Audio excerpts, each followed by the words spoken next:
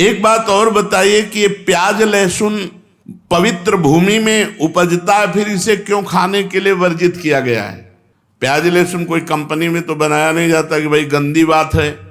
जहां आलू उत्पन्न होती है, जहां गाजर उत्पन्न होती है, मूली उत्पन्न होती है, ऐसे ही प्याज लहसुन उत्पन्न होता है पवित्र भूमि में, फिर इसे निषेध क्यों किया गया है कि न खाया जाए? प्याज लहसुन घोर तामसिक वृत्ति है, इसके खाने से घोर तमोगुण बढ़ता है। आलस्य, निद्रा और भजन में मन ना लगना और गंदे भावों का उदय होना इससे होता है। इसलिए संतों ने इसे मना किया है, क्योंकि आहार शुद्धि से ही मन शुद्धि होता है। जैसा खाओ अन्न वैसा बने मन।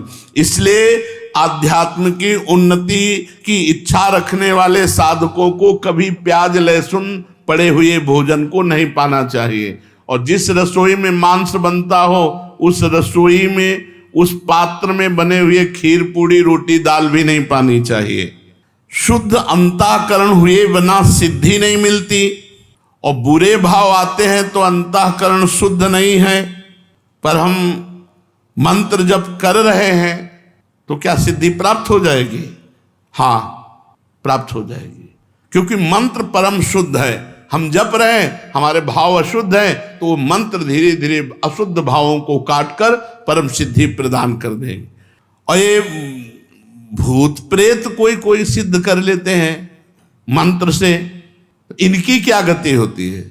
जो भूत प्रेत की उपासना करते हैं ये तामसिक सिद्धि है, वो नरक की प्राप्ति होती है और भूत बनते हैं, भूत बनते हैं और नरक की प्राप्ति। भूतों को पूजने वाले, भगवान गीता जी में बोले, भूतों को पूजने वाले भूतों को प्राप्त होते हैं, पितरों को पूजने वाले पितरों को प्राप्त होते हैं, देवताओं को पूजने वाले देवताओं को प्राप्त होते हैं। हे अर्जुन, मुझे पूजने वाले मेरे को प्राप्त होते हैं। साधक को चाहिए दिखावे में ना पड़े, चमत्कार दिखाने में। ये भूत प्रेत की, यक्षिणी गंधर्व, इनकी सिद्धि मंत्र है इनके, ये थोड़े दिनों में सिद्ध हो जाते हैं। तुम क्या बोल रहे हो, तुम क्या सोच के आए हो, तुम कहाँ से आए हो, तुम्हारा क्या नाम है, ये सब बातें। इससे बड़ी पूजा बढ़ेगी, सम्मान बढ़ेगा, लेकिन जाना पड़ेगा नरक ही। भूत प्रेत योनि की ही प्राप्ति होगी। रजस्वला अवस्था में माताओं बहनों को पूजन करना चाहिए।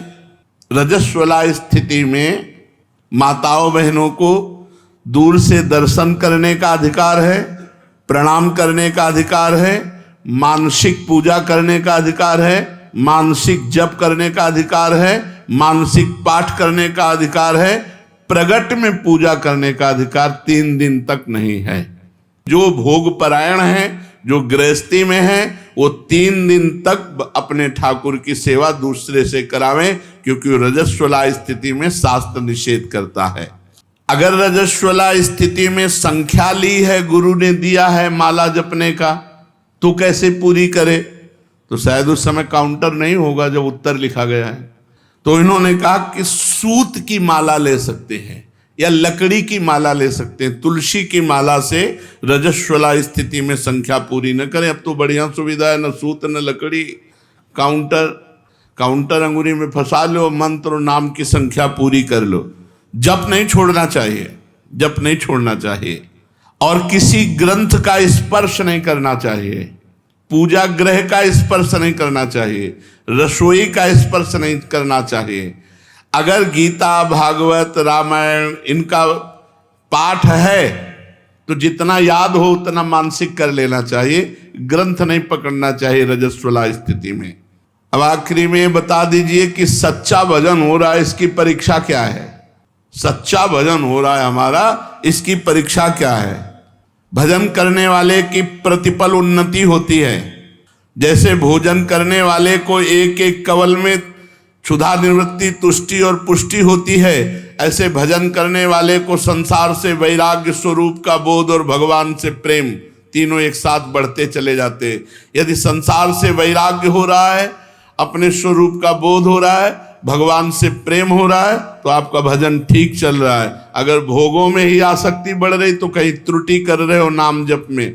नाम जप और बढ़ाओ। संसार के भोग कड़वे लगने लगे, यही भजन का फल है। भगवान प्यारे लगने लगे, यही भजन का फल है। शरीर दूसरा लगने लगे, मैं तत्व इससे अलग है, ये स्वरूप बोध होने लगे, यही भजन का फल है। शेष चर्चा आगे। श्री राधा वल्लभ लाल की।